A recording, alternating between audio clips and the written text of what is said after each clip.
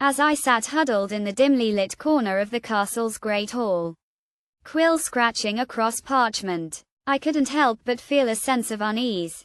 The flickering torches cast eerie shadows on the stone walls, making me feel like an outsider among the bustling crowd of courtiers and guards.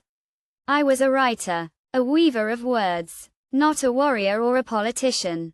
Yet, here I was, forced to take refuge in this foreboding castle, surrounded by enemies who would stop at nothing to claim its power for themselves. It was on one of my rare excursions into the castle's gardens that I chanced upon a stranger. He was tall, with piercing green eyes that seemed to see right through me. His dark hair was unkempt, and his worn leather cloak billowed behind him like a dark cloud. I felt a shiver run down my spine as he approached me. His eyes fixed intently on mine. "You're the writer, aren't you?" he asked, his voice low and mysterious. I nodded, unsure of what to make of him. "I've been searching for you," he continued, his eyes glinting with a hint of mischief. "My name is Erendor, and I have a proposition for you." Erendor's words were laced with an air of intrigue, and I found myself drawn to him despite my initial reservations. He spoke of a hidden manuscript, one that held the secrets of the castle's ancient magic.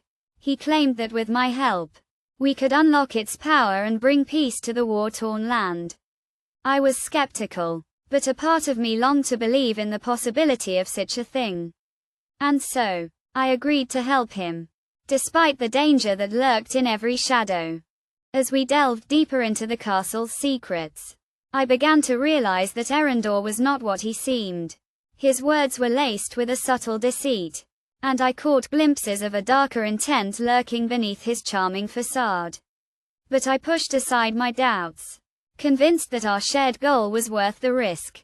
That was, until the night we stumbled upon the hidden manuscript. The room was hidden behind a secret panel, and the air was thick with the scent of old parchment and dust. Erendor's eyes gleamed with excitement as he unrolled the manuscript, revealing intricate symbols and diagrams that seemed to pulse with a malevolent energy. I felt a creeping sense of dread as I realized that this was no ordinary manuscript. This was a key to unlocking the castle's darkest secrets, and Erendor's true intentions were far from pure. As I watched in horror, Erendor's eyes seemed to change, his pupils expanding into black voids that sucked the light out of the room. He spoke in a voice that was no longer his own, his words dripping with a malevolent power that seemed to corrupt the very air around us. I realized, too late, that I had been betrayed.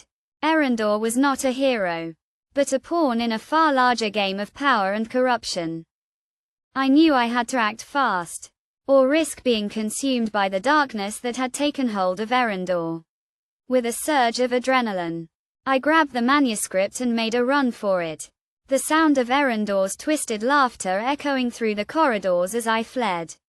I didn't stop until I reached the safety of my chambers, the manuscript clutched tightly in my hand. As I caught my breath, I realized that I had been given a rare gift.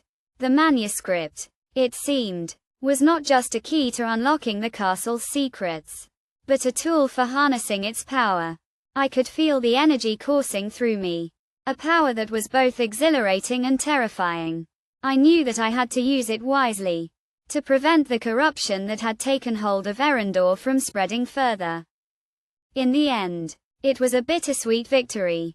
I had saved the castle from Erendor's twisted plans, but at a great cost. The experience had left me shaken, and I knew that I would never be the same again. The power of the manuscript still lingered within me, a constant reminder of the dangers that lurked in the shadows. But I was determined to use it for good, to bring light to a world that had been consumed by darkness. And so, I sat down at my desk, quill in hand, ready to face whatever challenges lay ahead.